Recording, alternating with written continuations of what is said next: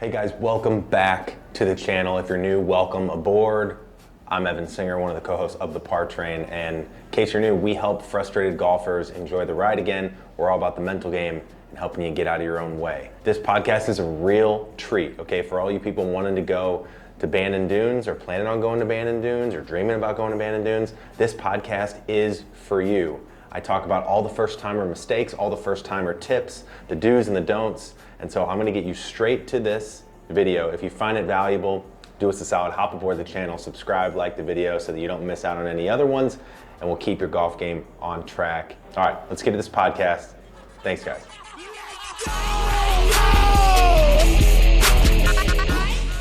And welcome back. Welcome aboard another Par Train. I'm one of your co-hosts, Evan Singer. I got my partner in crime, our other co-host, Matt Cermak, aboard with me. What's up, Ev? Man? We got a episode by popular demand. A lot of people asking for this one. You've been on a high all week. Yeah, they saw I went to Bandon. People are saying, do a podcast about Bandon. We're going this year. We don't know what to expect. So this is going to be a part out of the office travel Bandon episode, but also mental game episode, how to get your mind right when going to Bandon Dunes or any links course. This is an exciting episode. Okay. Bandon Dunes is the #1 golf resort in America. I think they have 5 of the top 12 or 15 courses in America all in one place. Pretty iconic place. It's about as close. And I've been to Scotland, so I can tell you it's as close to Scotland and Ireland as you can ever get without leaving the United States. And I will tell you, actually, my first trip to Bandon this past week was my second trip to Bandon, and I've learned a lot. I can't wait to share. It was actually more like Scotland than my actual Scotland trip. I got lucky when I went to Scotland. It was super calm, but the wind and a little rain, like you can the elements. You can definitely, the elements are going to be a thing. And you know what? We'll talk in this episode. You have to embrace it. You know, that's quote the full experience. It's not getting unlucky. It's not necessarily miserable, even though it could be a grind at times, but you got to have the right mindset.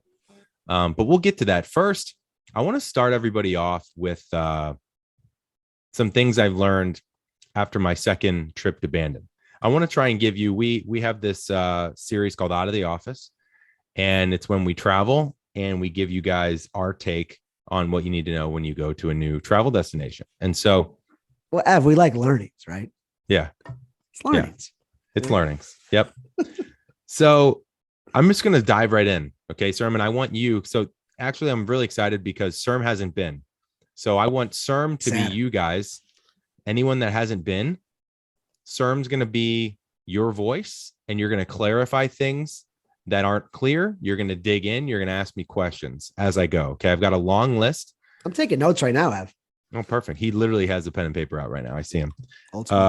And also at the end, after I go through everything, I asked our Instagram following any pro tips from them, from people that have gone. I've got this long list here, Serm. I'm going to read every one of these at the end. Love that. So I'm going to give my take. I'm going to give their take, and I'm going to try and give you guys as much as I can so that your Bandon trip can be as enjoyable and informed as possible. So the first things first, we all know about the golf boom during COVID. I think that's hit Bandon maybe as much as anyone. Okay. So as of right now, if you call Bandon Dunes, pro tip, you can't book online. Okay. They have reservations teams that, God damn it, my audio is messing up. I'm getting little clicks. It tells me. I'm not hearing it. Yeah, but I'm hearing it on my end, which means I'm going to have to edit it. I think one of our connections is a little off, but I'm not hearing it right now, so I'll keep going. So they don't allow reservations online, which some of you might be like, oh, that kind of sucks. Like, I'd love to just be able to go on and book it, but that's by design. The reservations team is the best in the business. And there's a form you can submit to be like, hey, here's the dates I'm looking at. Here's the type of courses I want to play. And then they'll call you and say, all right, here's what's available. Here's what's not. And they'll help you book your dream golf trip. Now, one thing to keep in mind, they are almost booked through 2023. So I know a lot of people are like, oh yeah, we're thinking about doing like a October Bandon trip. We got plenty of time. Well, it's probably booked. But what I will say is I have had many people. I actually met a group while I was at Bandon that called 2 weeks before their buddy's 40th birthday, and they found a couple slots. They found a slot on the par 3 course to Preserve, and they found a time at Bandon Dunes the next morning. And they flew from East Coast just to play twice. If you're able to be flexible, yeah, there's opportunity. Yeah. So keep that in mind. Don't not call because they're booked. It's still worth calling to understand, are there certain days that are available that maybe you weren't, looking at, or maybe there's the smaller your group, the better chance you have. But just keep that in mind. Okay. The lodging options at Bandon are awesome. I would highly recommend staying on property if they're available. Again, it has to base on availability. I think what the Kaisers do so well, and we've had Chris Kaiser, Mike Kaiser's the owner and the founder of Bandon Dunes. His son, Chris, we've had on the podcast twice. He runs all operations there. And they've done an amazing job, Serm, of it's golf first, right?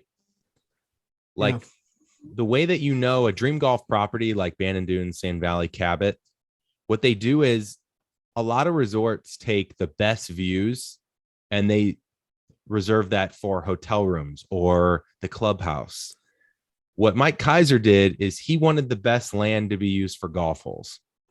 So what I think Bandon does really well is it's still very nice, but it's also kind of like a no frills, not overly luxurious, everything you need, nothing you don't, but the focus is on the golf.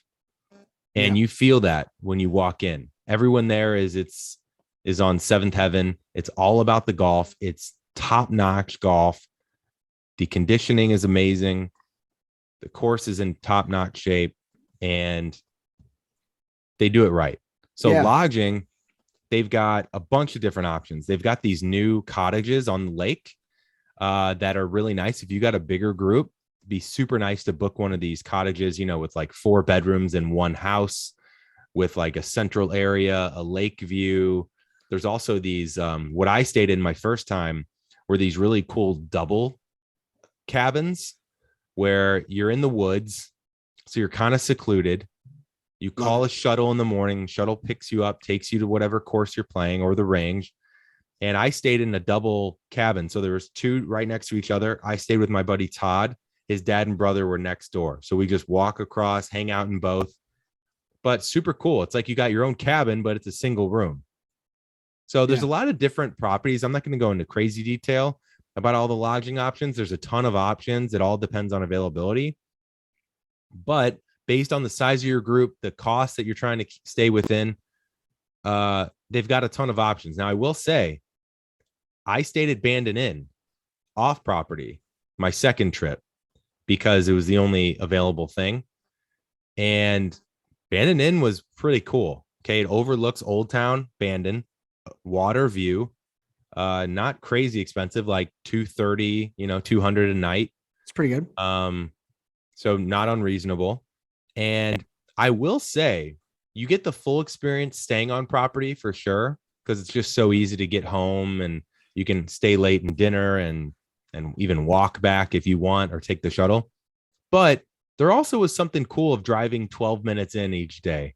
It's a really pretty drive, rolling through the trees. You see the big rustic Bandon Dunes Golf Resort sign kind of in the middle of nowhere. And so I will say, don't let, in my opinion, not having lodging options at the resort shouldn't deter you from going. I actually love driving in each morning. So you'll get the full experience with lodging on property, but it's also worth trying and going if the only thing you can get. If you can get tee times and you can't get lodging, I would still go personally. Yeah. I've never played up at Bandon. It's obviously everybody's dream to get up there, but the Kaisers being from Chicago, I did get a chance to play their first club, the Dunes Club, right? Which is on the Michigan-Indiana border. For those who don't know, basically in the Michigan-Indiana sand dunes.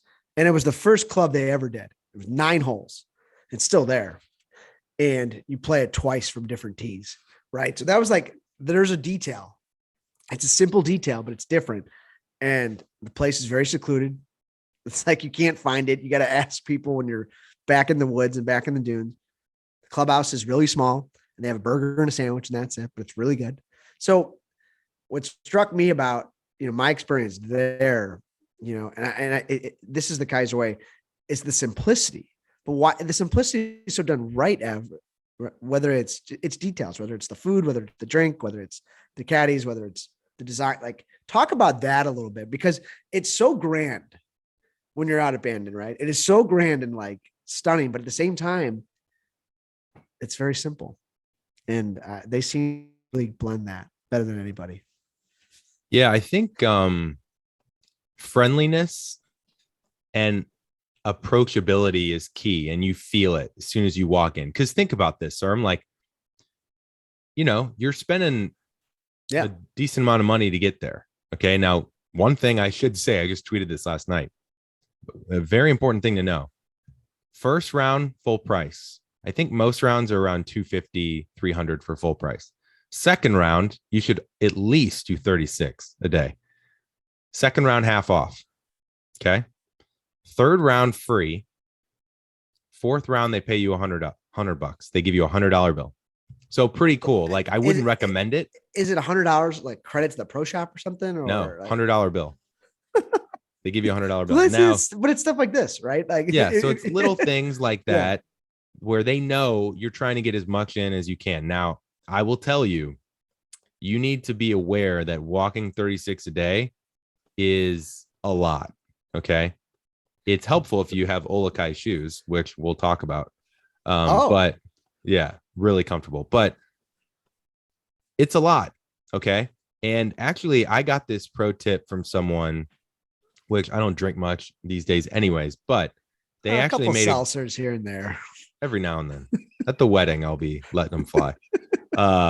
But they actually said a great pro tip to me. They said, or actually this was for the Masters and Bandon, both rang true.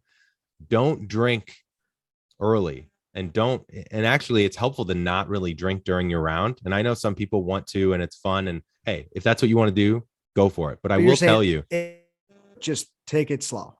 Take it slow because it's a lot of walking and there's hills and you're going to be tired. Okay. So dizzy. It's going to like weigh you down a little bit. And there's nothing better than getting to, McKee's pub after, or the lodge after, putting up your feet or in between rounds and having one, right? And relax and have one with lunch. That's good. You got to pace yourself, okay? Because day one feels a lot different than day two. Waking up after 36, I thought I felt good the first morning. And on the first tee of Bandon, I actually hit like an incredible 3-wood to start. I was in position A.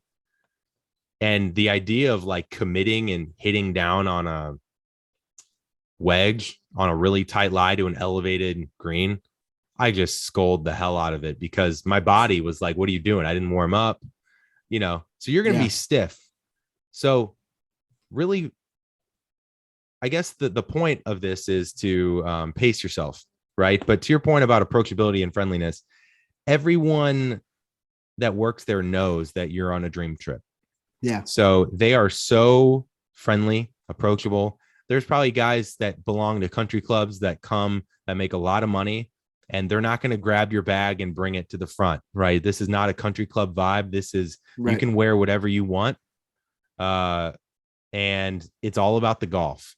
So everyone's super friendly. The courses are unbelievable. But one thing that the mistake I made in year one that I made sure to not make in year two is play Bandon Preserve as your first round. To me, that is one of the best things to do and biggest mistakes if you don't do. And here's why. Number one, it's probably the best par 3 course maybe in the world. It's 13 holes. Every hole is like the most picturesque, iconic par 3, ranging from 60 yards to 150 yards. Okay. Are the holes all inland, or is it a mix of? They're all in the water. Oh, they're all in the water. Wow. You can all see them on the water. And it's just super fun. They're all kind of like packed together. At times you got to make sure you're like hitting to the right green, but it's the most fun way to start. Number one, because it's 13 holes. They have little bags that you can take, only put like 6 clubs in your bag. So super light carry bag if you want to leave your other bag in the car. Sunday bags. Yeah, Sunday bags. And the best part about it, besides the fun and just starting the week off with your buddies in a really light, carefree way, the more important part of it is getting your bearings. Because this is really important. And we're going to talk about this in the mental part, but I'll give you a little preview. Even though I knew I can't play the golf I play in Southern California, I still, just out of a creature of habit, you feel, oh, this lie's kind of fluffy. Like maybe I can, it still took me like, it's probably 8 holes of the first 13 at the Preserve to realize that I can't play that way. Right. So it's a great like proving ground to kind of test shots, kind of start getting a feel for bumping and running around the greens. Club selection is huge. Yep. You have to flight the ball down. The biggest mistake, I asked multiple caddies and people that work there, the biggest mistake people make when they go to Bandon Dunes is they hit the ball too high. And I said, well, to be fair, a lot of people probably don't know how to flight the ball down. Okay. So maybe that's something we can talk about today. If people don't know, but the way that I played the Preserve on day 1 versus how I played Bandon on day 3, totally different. And the way I played Bandon my first trip versus the way I played Bandon my second trip. First time I played, granted, it's 4 or 5 years ago. I'd like to think I'm a better golfer, but my handicap probably wasn't that different, probably 1 point or 2, but I was shooting low 90s at Bandon my first time. Granted, it was a little less windy this time, but I shot 85, 84, 83 for my 3 rounds. And I shot like probably 7 over at the Preserve. So we were following you. Yeah. So, but Ev, I want to say something. I think it's great advice. And I think it's that's a great example because it's so different out there. But I think it's the way to go on any guy's trip or any buddy's trip or any bachelor party. We did it at Mark Hogan, college teammate. We played par 3 first. It was actually 18 holes. But because wherever you are, we were in Arizona. Get used to the grass. Get used to the elevation out there, the turf, the contact. Try some things, and before you play your bigger rounds. So I think you're tired. It's a great way to settle in, have some bets, drink some beers, not take it too hard, but also learn from what you're dealing with. Yeah. I think that's the way to go in every trip because every topography, climate, geographic location is different and your game's going to be different. Yep. Love it. Yeah. So we'll talk more about course strategy, mindset, what's different at a links course versus regular, getting you guys in the right mindset to play Bandon. We'll get there towards the second half of the episode. But first, just make sure you play the Preserve first. And I'd actually bookend it. I would play the Preserve last as well. Some people even play the Preserve every day after their existing round. The other thing, if you're not going to do that, because again, you have to pace yourself, is Punch Bowl at Pacific Dunes. The Punch Bowl, I learned this on this trip, is an 18-hole putting course with crazy undulation. You might have seen a video I posted on Instagram. But the head pro every day creates new hole locations. So they purposely have cup holders on every hole, and so there's a place to get a drink there. There's a little hut that you can buy drinks at the Punch Bowl. People smoke cigars, people bet. And it's just an amazingly fun way to have some fun before or after rounds. Now, I will say this. The director of communications at Bandon said this to me, and it was great advice. He says, don't ever practice your putting at the Punch Bowl. Don't ever take stock or any meeting from the Punch Bowl. It's going to make you think you're the worst putter in the world because they're impossible locations and you can't stop the ball. So it's more about, again, sitting on mindset. It's more about having fun and getting creative, right? Because not everything is just putted at the hole. You try and ride different, undulations, different hills to try and get it close. The point is to start playing and thinking in the links way, which is more creative than just hit it high in middle of the green, go at pins. Like, can't do that. So Yeah. Punch Bowl, highly recommend. Love that. And I think that rings true for any putting green at any course that has a fair amount of undulation. To your point of don't take stock in it. You got to warm up. It's the only putting green you have, but it's just really fast and really hilly and really undulated. Just focus on your stroke, focus on your spot. Yep. And just laugh it off. Totally. So I've got a ton of little pro tips that I'll throw in, but first let's get to what people want, which is the courses. Okay. So they've got 5 premier courses, and I'm actually, you know what? Let me look this up while we're doing this. Top 100 courses public in America. I'm going to say the rankings while I talk. Okay. So my first trip, we did 36 a day. And the big learning I learned from my first trip was there are certain courses that are better to play in the morning. There's certain courses better to play in the afternoon based on wind. The main takeaway there, because there's wind, factors in it, all of them. But if you play early, like try and get first out, wind's going to be less of a thing. So I played Sheep Ranch at sunrise. Sheep Ranch is their brand new course. And the earlier you play, the less likely it's going to blow. And it was gorgeous. Okay. And the whole reason Sheep Ranch, they actually don't have any bunkers on the course because Core Crenshaw said the wind was going to blow the sand out of the bunkers. Right. So I read that. That's how much wind could be at Sheep Ranch. Because I played really early, I didn't have a lot of wind. And then the afternoon, the wind picks up. Playing trails in the afternoon instead of the morning, which is the only course not on the water, it's more in the forest. One of my favorites, if not the favorite. I have a trails sign right here that I got. Isn't that fun? In my gallery wall. Trails is great to play in the afternoon because it's more protected from the trees. So just keep that in mind. But at the end of the day, again, with availability, it's not the end of the world. I would take what they have. But if you have the ability to be selective, just things to keep in mind. I have a quick thought on Sheep Ranch. I don't know if is it still the newest course there. It seems to be, quote unquote, the most controversial. There's some big fans of Sheep Ranch, and there's some people I've heard that don't really care to play it. Wanted to get your take on it. I mean, yeah. What do you think? Good question. It's a great question. So I was talking to Chris about this, Kaiser, and I went in with pretty tempered expectations because of that back and forth we've heard, and couldn't be further from the truth, in my opinion. It was one of the most magical experiences I've ever had on a golf course was Sheep Ranch at sunrise. Trails was always my favorite for my first time going.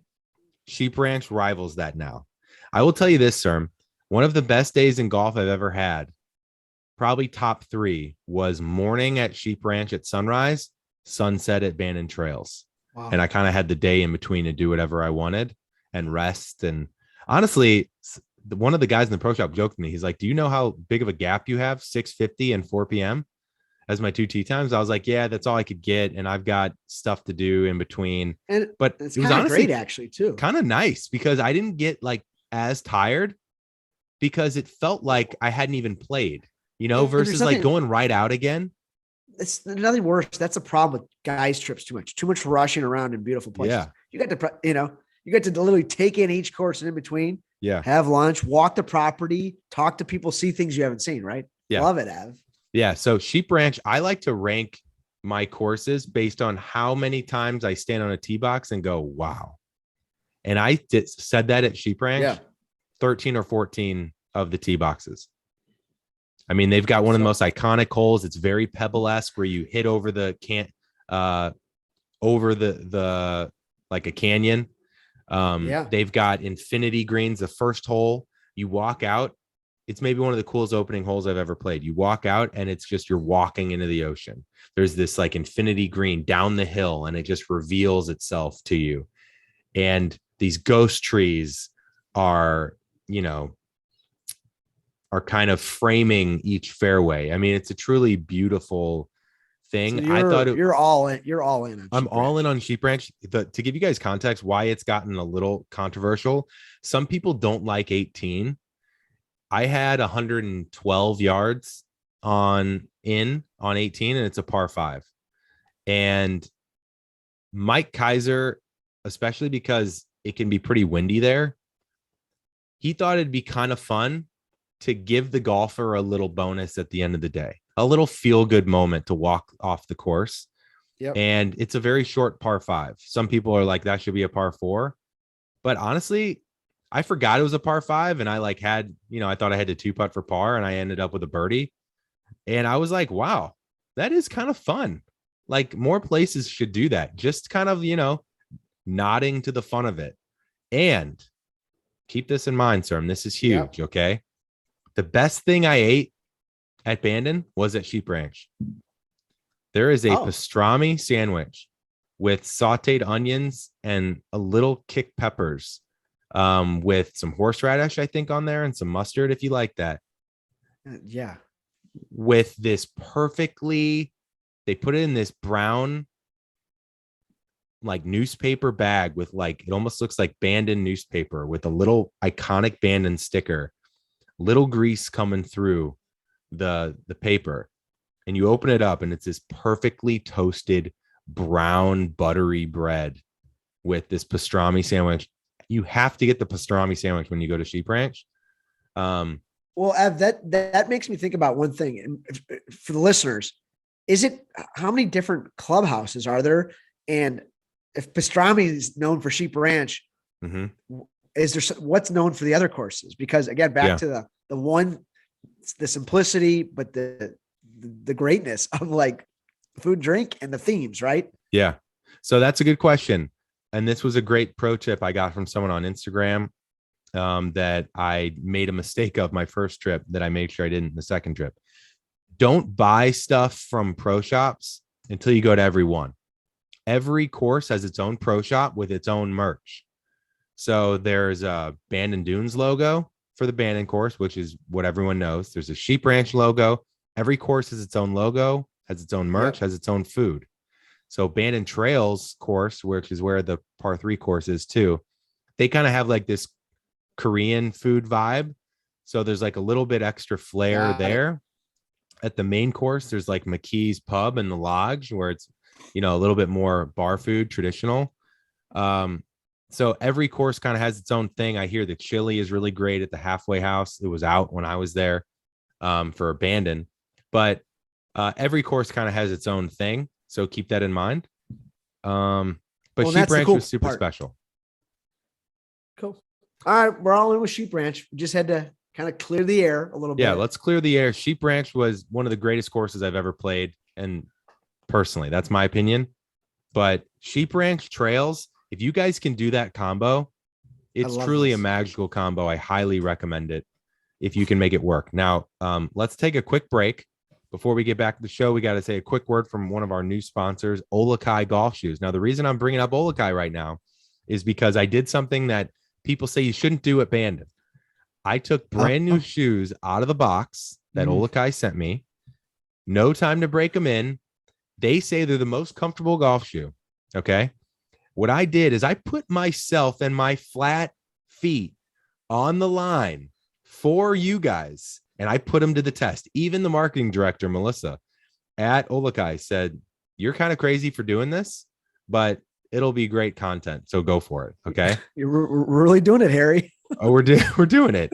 I took brand new shoes and I walked 36 a day to really put these shoes to the test. And if you watch our content on Instagram, you see the smile on my face. There is no foot pain. There is no blisters. There is nothing. Okay. These shoes, and I'm not just saying this because they're a partner. I wouldn't have done the ad if I didn't like them when I put them to the test. And now they're my favorite new pair of shoes. I think they're called the Walea shoe. It's like this super nice, approachable, casual white leather with a little hint of blue on the tongue and the sole. And they look like, casual sneaks, but they're also elevated and nice. I kind of like them, sir, because it's not like, I got G4s, I got Nikes. They're not like too sporty and they're not too golfy. They're like right in the middle, which I like, and super comfortable. And I will tell you, I didn't expect this. Okay. I had, no joke, 6 people walk up to me when we were either like in between rounds or we got matched up with someone. I said, what kind of shoes are those? I said, actually, they're brand new shoes from OluKai. OluKai are known for their like amazing high quality leather sandals from Hawaii. And they put that same level of comfort and quality into their golf shoe. And people are like, oh, wow, OluKai, really? And I was like, yeah, dude, they're legit. And here's the last thing, sir. You saw this probably in the video. Oh, yeah. The heel is built to flap down. So if you're tired after walking 36, you flap that heel down. Now there's slip-ons. Great for the 19th hole or walking back to the car. It's built to flap down and flap back up. Details. As somebody who grew up playing 36 holes and in college carrying my bag for 36 holes. Yeah. It always makes me reflect back on how important the shoe is. We don't think about it even hard enough. We all have our own feet. And when you're doing this, like you did, and the proof's in the pudding. Yeah. So I mean, it's so important if you want to have a great experience. Yep. Now they've got another type of golf shoe that it looks more like a trail shoe. I like the Wale or the Walea personally. White leather. They've got gray. They've also got brown. So go to OluKai.com. That's OluKai.com and use the link in our show notes and linked in our bio at the Par Train, and you'll get free shipping. Okay. So I'm telling you, I wouldn't steer you wrong. You'll see in all our content now that those are the shoes I'm going to be wearing because I love them. And Serm, you're getting yours soon. And Hank, who also has flat feet, is going to be wearing his too. So we'll get your guys' take soon, but Perfect definitely timing. Grab these shoes, the Walea shoes at OluKai.com. Tap that link in our bio at the Par Train on Instagram, or the link in our show notes. Get free shipping. Get the Walea golf shoe. I personally like the white the best. Classic. Okay, we talked about trails versus sheep ranch. Again, trails is in the forest. 11, 12, 13 at trails to me is like Amen Corner. There's like the greens are tucked back into the trees. It's super peaceful. Then on 14, there's a car waiting for you, this truck. It drives you up the hill to play the drivable par 4, which is another hole that people have very strong opinions about. Is actually the place where Mike Kaiser stood up on the tee box and said, I'm going to buy this property, was on the top of the 14 tee at Bandon Trail. So kind of cool. You can go up and see that. There's a little bench. But to me, the best 2 courses are trails and sheep ranch. Everyone has different opinions. Those are my favorite. Very close next is Pacific Dunes, which is actually the highest ranked course at the resort. It's the number 2 course in America, is Pacific Dunes. Pacific Dunes was the second course built at Bandon. Tom Doak did it, kind of an unorthodox routing that includes 4 par 3s on the back. There's actually back-to-back par 3s that is different on the back. So it's super different and memorable. There's like rolling greens, rumpled fairways. I think the greens are harder at Pacific. So you're going to be in a little bit more trouble if you miss it at Pacific. But Pacific Dunes is iconic. Pacific Dunes is like the best ranked and the number 2 course in America. What more do I need to say? So I personally think my first time when I played it, I did Bandon. I did Pacific. No, I did Bandon in the morning, Pacific in the afternoon. And that's pretty cool because Bandon's the first course built. Pacific is the second course built. It was always comparing those 2 for a while before the property expanded. You know, what do you like better? Right. For different reasons. Pacific's always had the views. Now, speaking of Bandon, Bandon's the number 7 ranked course in America. Decent. And Bandon is special.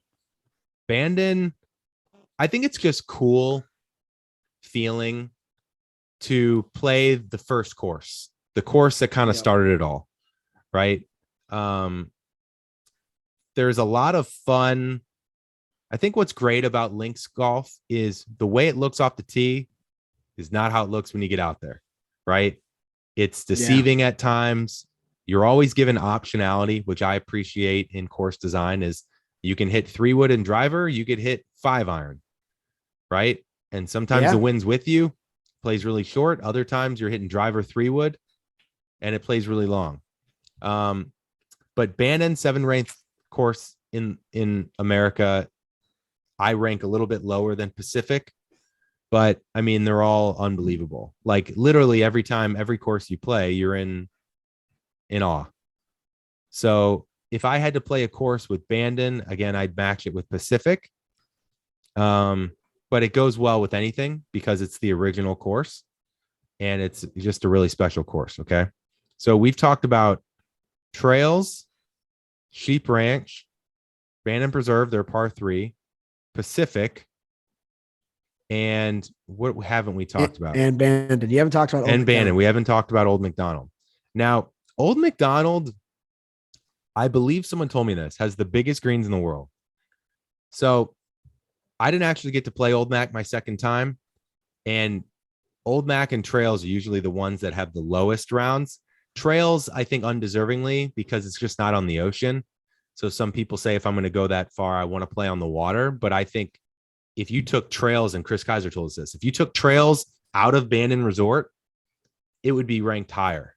Yeah, makes sense. It's an unbelievable course, unbelievable routing, and it's super special in the trees. Now, Old Mac is, I've never hit more fairways and greens in my life and felt less confident.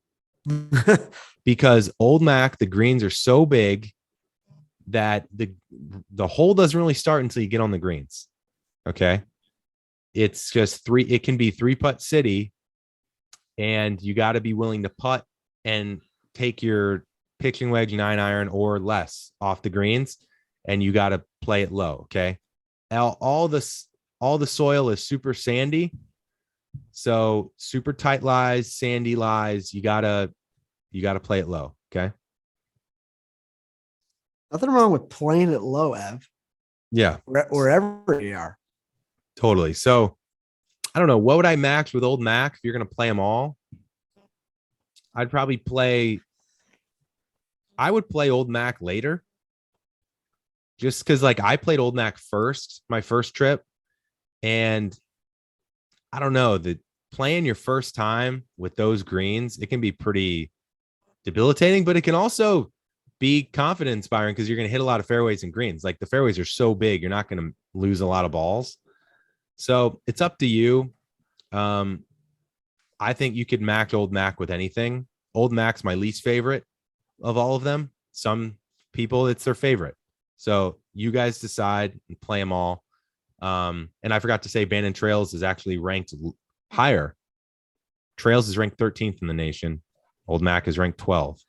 So, take that for what it is. Sheep Ranch is ranked 15th. I think it should be ranked higher. They're just all in they're 15 best modern golf courses. Yeah.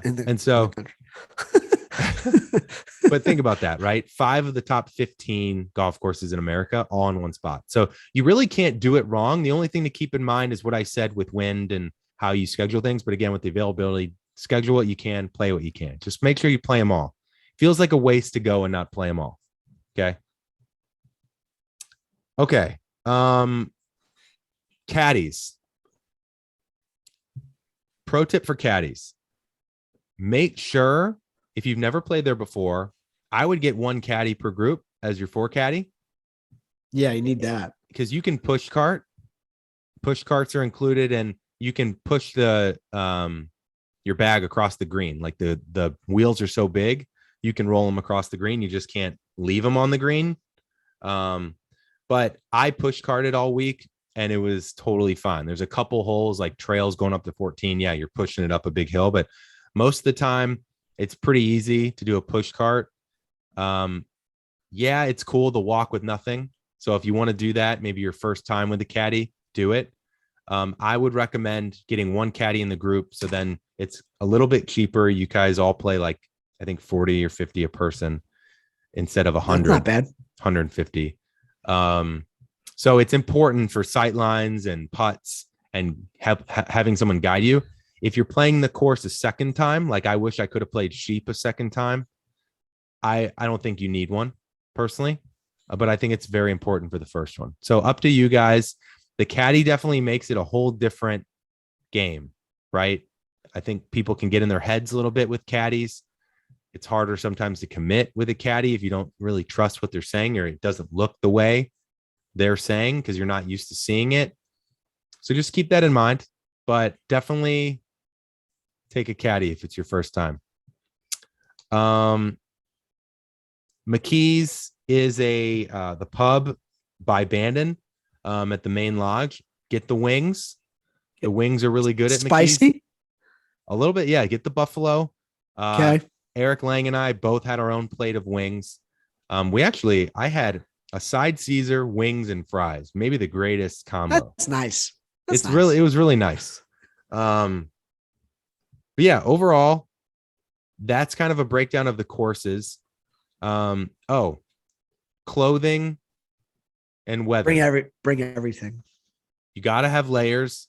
A big pro tip for me that changed the game was I wore it's 45 degrees, around 40 degrees when I was teeing off, and potentially windy. So that's if you don't have wind proof, it's going to go right through you. I wore 2 rowback long sleeve performance tees underneath my polo. And then I wore a Q zipper, a hoodie, and my vest. And the best part about rowback is everything's stretchy. So I was wearing like 4 or 5 layers and it didn't feel like it. I was not restricted at all. The long sleeve base tees from rowback saved me. So if you're going to Bandon and you don't have those, I would highly recommend going to rowback.com, enter the code TRAIN, get 15% off because it totally saved me. I would have been freezing if I didn't have those. Okay. The other pro tip is hand warmers. Get hand warmers from the pro shop and have them in your vests or your pant pockets. Is this pro tip or is this common sense, Ev? Well, I guess it's common sense, but I didn't do it the first time. Fair enough. Learnings. Yeah. Having my hands in those and keeping them warm, super key. And something a lot of people know, but some people don't know their first time is change your socks for your second round. Your socks, so even if you don't feel sweaty, you need fresh socks for your second round. So make sure you bring a second pair of socks. I would say probably rain gloves too, Ev. Yes, have to have rain gloves. Definitely bring a beanie. Have rain pants and rain jacket in your bag because the last thing you want is to get drenched too quick if it starts raining. Now, this was interesting, Serm. The director of communications, Michael Chupka, told me, I just bought an umbrella from the Masters because I knew I was going to Bandon. And I was all excited. I'm like, I'm not going to get wet. I'm going to walk down the beautiful fairways of Bandon with my umbrella, my Masters umbrella. Right. He says, leave it at home. He said, it's going to break. They don't even sell umbrellas anymore there because it's going to break in the first half hour because of the wind. Yeah. And then it becomes a nuisance and a problem. Yeah. So don't bring an umbrella, but bring a rain cover for your clubs. Bring a rain cover, rain jacket, and rain with pants. A good zipper. So at least it doesn't drench you too quick. And a turtle, I learned this time, a turtle fur stocking cap. They sell them at the pro shop. I got a Bandon turtle fur stocking cap. I was going to wear my Park Train stocking cap, but he's like, that's going to get drenched if it rains. Turtle fur is going to keep you warmer. And the rain just kind of like sticks on it. So it might feel drenched, but it's not going to go to your head. Right. So it just kind of holds the water there, but it keeps you warm. So a turtle fur stocking cap is huge. Extra towels don't hurt either, Av, right? Yeah. Keep those grips and keep those hands dry. All right. So before I'm going to leave the Instagram tips for the end, but we've been going a little while now. So I want to make sure we talk mental learnings versus my first time versus my second time and give people the right mindset to play Bandon as best as they can and not get in their own way. Okay. Well, yeah. I mean, I'm curious, right? I kind of wanted to ask you a little bit, maybe kick it off this way as we close out the episode. I'm curious what you learned your current abilities as a player, right? So like, where were you pretty good? Where were you like not so good? Mm-hmm. And maybe what surprised you about your game? And look, this is a mix of physical and mental, right? Yeah. And where it is, because I want you might tell us this is a place, right? It's going to really reveal things you can and can't do, or like I said, Yeah. surprise you. So I'm curious for you to tell listeners about that. It was tough to commit at times. And And then just you couldn't commit to a target or a shape or more everything, shot like, selection. got it. So it kind of surprised me this time where I would have perfect lie, perfect yardage, easy wedge, and the wind might be down. So on one hand, it's like, well, there's no wind. So can I play it as normal? But the one thing I learned there is the air is heavy. So even with no wind, it's a half club. You need a half club longer It's interesting. because of the heavy air. And remember, it's tight lies and hard pan fairways and greens. So the ball doesn't necessarily stop like a, bent, all right. whatever fair or greens you play at Zoysia home. or- Yeah. So you're constantly judging yardage and shot type. So I struggled a little bit at first of like, wait, is this a normal shot or is this back in my stance shot? And when things started to really change for me is when I just played everything low, regardless of wind, regardless of the conditions. I just totally submitted and committed that I'm playing everything low. Okay. So the first round, I was still kind of working on what I was working on, which at the time was like kind of swinging from my core, trying to rotate and feeling like I was totally rotating through the shot, even in the, back of my stance. And when I played Bandon the last day, everything kind of changed. What I did was I took 2 more clubs than that yardage would normally call for. I put it back in my stance and I got a little bit more armsy and handsy. And I just committed to just kind of like chipping and like hitting these low runners. Picking big spots out in the fairway or near the green and just ripping it to that. But I did that and I hit like 6 straight greens on Bandon. And I went on, I think I was 1 under through 6 or something when I was doing that. So that's interesting, right? I mean, so golf is about, at the end of the day, it's about feel, right? You have to feel the moment, feel your body, feel the environment, feel what you're looking at. You hit 6 straight greens. And from everything you talk about, Ev, that seems to be really just challenging at these courses, is to being able to stop the ball and hit greens in regulation. So that's pretty impressive. Yeah. I mean, you could take this to out in LA today, right? At a tree line course or a traditional golf course. Like, what do you think? Well, yeah, definitely. You have to embrace. Here's the most important thing that you can say to yourself while going to Bandon. Whatever way I play back home, I'm not going to play here. So your 60 degree, your 56, pretty much put it away. Okay. There were a couple times when I was below the hole to an elevated tee and I had a great fluffy lie and it wasn't as tight, where I played my standard 60 degree shot and I actually hit a great shot. But more times than not, it's going to dig. It's a sandy lie. It's tight. You're going to skull it. And the caddies will tell you, what are you doing? Take out your putter. Take out your pitching wedge, 9-iron, 8-iron. Well, Ev, that's a pro tip too for this trip. Bring 16, 17 clubs, right? Like bring that extra if hybrid, you have it. Yeah. Right. Well, any aspiring golfer that wants to be better should have it, right? Because different clubs for different courses. Maybe a 3-iron, instead of a hybrid, right? Yeah. Just a lower lofted driver, things like that. Because like you said, play to your advantages because it's so different. But what do they say, right? If it's breezy, swing easy.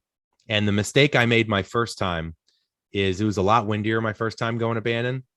And sometimes you feel like you really need to muscle it when it's blowing 30. So I'd hit like a 5-iron and like 150-yard hole. And I would hit down on it really hard and it would balloon up and it would like blow back to me, like go 100 yards. And I remember being really debilitating. I remember it being frustrating. And I could see, and especially those windy days, a lot of tee shots are daunting.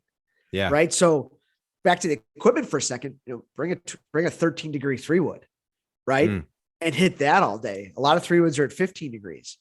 Yeah. So I will say it's all on your theme of, you know, hitting it low and, and swinging easier, right? yeah. And just not caring about traditional shot making. I will say this, Bandon does a great job of, and I love courses like this. I don't think you should lose balls a lot on a course. Like Tiger, as an architect, says this. Every course at Bandon is like this. Trails is probably the most narrow, but you're not going to lose a ton of balls unless you're like in the really high grass. A lot of times you're going to find your ball. And what I did on the last couple rounds that I didn't do on the first round was, it's pretty open. So like Decade Golf, Scott Fawcett told us, like, if you have 40 yards on each side of the fairway, dispersion, like hit driver. But at the same time, you kind of have to play what you got. And I was smoking my 3-wood past people's drivers because, again, it's hard fairways. Getting that run. I was getting the run, and I felt confident with my 3-wood. And I'm like, you know what? Instead of like being behind the 8-ball all day with my driver where I had a 2-way miss, like, let's just put it in play. And then I'm going to take 2 more clubs anyways, and I'm going to chip it up there. And is there one of the most satisfying feelings, I think, in the game is whether it's on a tee shot or a second shot where you're like, I'm just going to hit it to these mounds. I'm going to hit it low. I'm going to hit it hard. And I'm just going to see what the ground does with it. Right. Yeah. It kind of frees you up, right? It's fun. It's fun. And you just kind of get focused on a conservative target and not really, if I hit it there, it's going to go somewhere decent. Could go somewhere great, but you got to let the ground take it. But that's a great feeling. Great example of that, term is number 1 at Bandon. Number 1 at Bandon is straight out. There's bunkers, and then it goes a 90-degree right and kind of this tucked, elevated green. Okay. Like I told you, I was so uncomfortable over my wedge. I kind of scolded, not hoselled it, but like totally came out of it. You should have putted it, is what you should have done. Yeah, totally. You should have backed off it as well. Oh, I forgot to say, the last hole at Bandon Preserve, the par 3, you have to putt that. Go to the first tee and putt it. It's an iconic thing. We did it on Instagram. Take a look. But first tee at Bandon, I missed it right. And there's kind of this, I'm like 30 yards right of the green. And back home here, I would have tried to pitch it on the green. But what I learned on my last day at Bandon was there was kind of this little curve undulation where it kind of feeds back to the green on the right side. I took my pitching wedge and I punched it into that hole, and I rode that. I used the bank. That's the fun part of links, right? So think about how you can use the undulation to your advantage and get creative, get fun, make shots. Okay. It took me the whole trip last time to realize that I'm using the course to my advantage. But Ev, this is another thing I wanted to ask you. I mean, you look so at peace out there, right? Like you're just having truly the best golf time of your life. Yeah. I think a lot of it has to do with the beauty of the place, right? And the natural elements and just how beautiful from a nature perspective it is. Why you're talking about, you be creative, use your imagination. And links golf brings that out in us. And like, it brings a happiness over us when you're looking at the ocean, right? Or you're looking at the dunes, but everything you're saying, Ev, is how we should be no matter where we play. So true. Be creative, use your imagination. It's a game. Think about club selection, hit more knockdowns. But it seems like it gets unleashed in these moments, but we forget about it when we're playing. Links kind of forces everyday it. Yeah. Right. Because links, you can run it. I couldn't do that at courses really here. It would be way short. I can't run it through, every shot. Yeah. But some you can't can really, but you can't fly it in links. So, I mean, every course is on a traditional tree line. Okay. You got to fly it, but you can't run it. So, right. But you bring up a great point. You talked about how special it is. You talked about how peaceful it is. You talked about how beautiful it is. And we know the rankings, right? For a lot of people, this is going to be the best golf courses you play in your life. Yeah. Right. And with how booked up it is, you don't know when you're going to go back. Okay. It was 5-year gap for me, and I still felt a kinship to the place. and like it was yesterday when I played for the first time. Yeah. Now, here's really important mental key that I was thinking a lot about, that I struggled with when I first got to Bandon this time. Okay. It took me a little time. And we talked to Tom Coyne about this, right? A lot of times there's anticipation, there's a lot of planning, there's money, a lot of money involved. And you get to a course like at Bandon, and you almost are in awe. You're almost intimidated by it. And you put this pressure on yourself that because it's this iconic golf trip, you want to play great. Right. And you've went through this. Yeah. I went through this even this last time. I played with guys I'm working with there at the resort. And of course I want to impress, but what is that post I did on Instagram this week? Proving myself versus giving it my all are opposite feelings. Proving myself comes with anxiety. Giving it my all is freedom. So when I realized, and I played with Eric Lang for the first time, I'm like, love this guy. I wanted to show like, hey, all this stuff I talk about with golf, I want to prove that I can play. Right.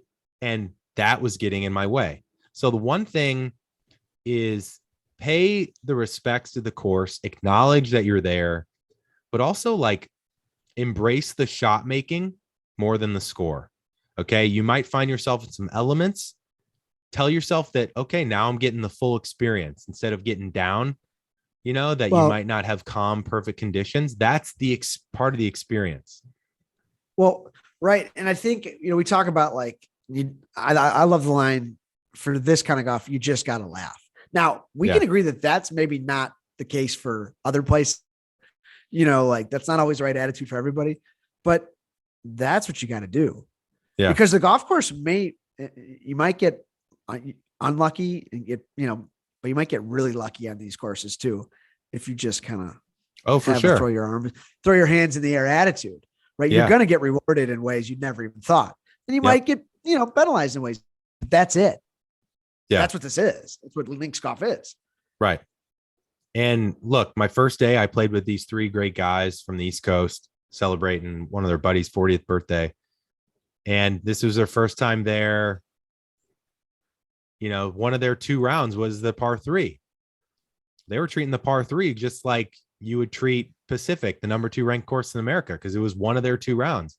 Yeah. And all 3 of these guys hitting high wedges that went like this, straight up in the air. The wind just took it 30 yards right. So I'm telling you guys, it's going to be tough at first. You're going to want to play the shots you've always played, and it might feel uncomfortable. So here's what I'm going to say. I'm going to leave you with this. What I did the first time when I went to Bandon, it was a huge mistake.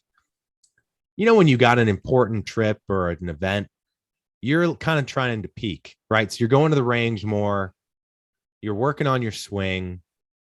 I was working on my swing like I was going to an event in California. Right. What I could have done is, instead of working on my swing, I needed to work on hitting the shots that I'm going to play there. So if you're going to be practicing a week before going to Bandon, practice bump and runs with your pitching wedge, 9-iron, 8-iron, even less. Practice putting off really long putts. Yep. Practice hitting shots low and understanding your yardages. So what's a half swing 7-iron in the back of your stance? Understand, what does your punch shot do? Does your punch shot draw? Does your punch shot fade? Well, you're it's 100% right, Ev. And I think, again, the awareness goes up when you go to these environments, but we have to take a piece of this for every week. Yeah, totally. Whatever course you're playing this weekend. Yeah. Take a look at it online if you've never seen it. Is it short? Is it long? Is there dog legs? Is there trees? You can prepare around that. Yeah. I think that's such a learning. These are the eye-opening moments that you can bring back to your everyday game. Would you agree? Totally. And Bandon's the perfect practice for commitment, taking what the course gives you, but also enjoyment. I think Bandon, maybe more than anywhere, people say they focus on enjoying it because it's such a bucket list thing. No matter what you shoot, they're just going to try and enjoy it. Why can't you take that to every round? Why does it need to be a special round to have that same mentality? And look, I mean, create games with your friends that are based on, Stableford dots and points and birdies, maybe. So you're not as focused on your score. Nobody cares. I know inherently we all want to perform, but the second I stopped focusing on that and I just started hitting fun shots. Look, here, actually, I'll end with this. This is super interesting, sir. We talked about this on the phone. Even when I was hitting even after I hit my 6th straight green, there was a part of my ego that was like, what are these like handsy, like weak little chip motions you're doing? But like to them, my playing partners, they were like blown away. My caddy was like, holy shit, man, that shot was awesome. And my ego didn't like it because I wasn't doing what I was normally working on. What have I told you the best? The guy's got great hands. Yeah. I told you this. I know. Right. It screws with you a little bit because you think, well, I'm supposed to, use my body. I'm supposed to rotate. I'm not doing what I'm working on. In 2008 or 9, when Norman was in the hunt for the British Open, he hit a 4-iron from 120. Yeah. But it's funny because even in my group, the last day, I was really the only one like taking 2 more clubs and like really hitting it low. And it was kind of like a badge of honor, like the caddy was loving it. They were bombing driver everywhere. I was hitting more 3-woods. There was one short hole. I punched a 4-iron just because I kind of wanted to one hole. And they were giving me shit. I kind of wanted to, right? Yeah, I kind of wanted to, like they were giving, here's the funny thing. They were giving me shit. They were right around the green. Yeah. I was 60 yards out and I put it inside them. I go, hey, how's that 4-iron doing now? How's that 4-iron looking? Now right. But you just have to commit to your game, your approach, your club selections, hit it low, keep it low. I don't care if it's a perfect lie, no wind, flight it down, heavier air. The faster and harder you swing, the more spin you can put on the ball, the higher it goes, and the more it gets damaged in the wind. Yep. So before we go, off the spin. Before we go, sir, I'm going to read all the tips. These are going to be kind of scattered, so bear with me, but I want to honor these folks that gave us these pro tips. Okay. So on Instagram, I asked if you've been to Bandon, give me your pro tips for this episode. Tony Ski Golf said breakfast Sammys at each course are elite. Big LaRousse said start your first trip to Bandon playing Bandon Dunes first. Mini St. Andrews first tee vibe. You're kind of by the clubhouse. It is true. It does feel cool because you're kind of there. Love it. I would say as your first full course, do Preserve first. Like I said, Derek Cramp said, visit all the pro shops before buying, take pictures of what you like, then buy at the end. Evan Vanden said, don't sleep on the Aso Buco at Pacific Grill. I don't know what that is, but sounds good. Let's see. Unpopular. A Easy says, drink less during your rounds. Lets you enjoy the course, walk more. We talked about that. A Easy gave a few. He says, charge everything to your room so you can see that full bill on one receipt. Use the bag drop at the lodge to haul your clubs to wherever you need to go that day. Also, you can just call the shuttle wherever you are. Shuttle will take you to different courses, or you can drive if you have a rental car. Get a caddy for your first round on any course. If you replay a course, easier to go no caddy. I said the same thing. M Sabs 22 said high quality wool socks. I've been told that too. I use Stance socks for when it's really cold. I hear that's actually a huge pro tip is high quality wool socks. Change them every round. Get your ass in shape. Second round of the day is half price. Third is free. Yeah. We talked about that. I hear Coos Bay is cool. The city Coos Bay. If you want to go into Coos Bay, I think there's some cool stuff there. Ballsy said that. The Pandon said, take in the experience, ignore the score. M.I. Foster 88 says, if you don't have an early tee time, make sure you get up early to catch the sunrise, which is true. Jeff Marsh, famous photographer, also said, spend 30 to 60 minutes of your time sitting on the bench at 16 at Bandon, on the Bandon tee before or after your round. It's just great things like 16 that, right? is an amazing hole. It's drivable 4. This guy, Anthony Chirelli, says change socks and underwear every round. I didn't change underwear, but That might Chafing. actually, yeah, that might be a good idea actually. And he said running shoes in the PM See, for 36ers. I love Give yourself comfort. these practical tips from Anthony. Love it. Protein balls are great. I don't think I talked about that. The Rich Broadus is making fun of me. He says, protect your protein balls from the crows, because I put my protein balls down and the crow flew off with them. They're that good. The crows know. What do you do? Just laugh. I just laughed. Let's see. Tony's Crab Shack. D Winfree says, don't miss Bandon Crossing. Tony's Crab Shack is good. And then LA Mustache King, one of my buddies, Teddy, who's on my Ryder Cup trip, said, and this is actually interesting, I haven't done this. He says, hot tub in the basement of the Bandon Dunes Clubhouse can save lives. You're doing 36 holes a day. It gets back to recovery. Maybe get a soak in after dinner. That's a great tip, Ted. So we just went through a lot. We went through a lot of tips. We went through a lot of mental stuff. I hope this helps, guys. And definitely DM us on Instagram if you have other questions or suggestions. And I want to thank Bandon for having me. And I can't wait to get back out there, guys. I'm telling you, I had a spiritual moment starting the day off at Sheep, ending at Trails. Just an amazing place. Good. But anything else I didn't cover, Serm, that you want to ask?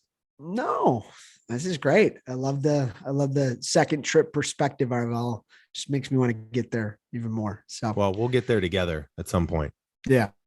All right, guys. Well, as always, if we've added any value, give us a review at Apple Podcasts. It means a lot. Tells other people your stories, hopefully inspires them to hop aboard.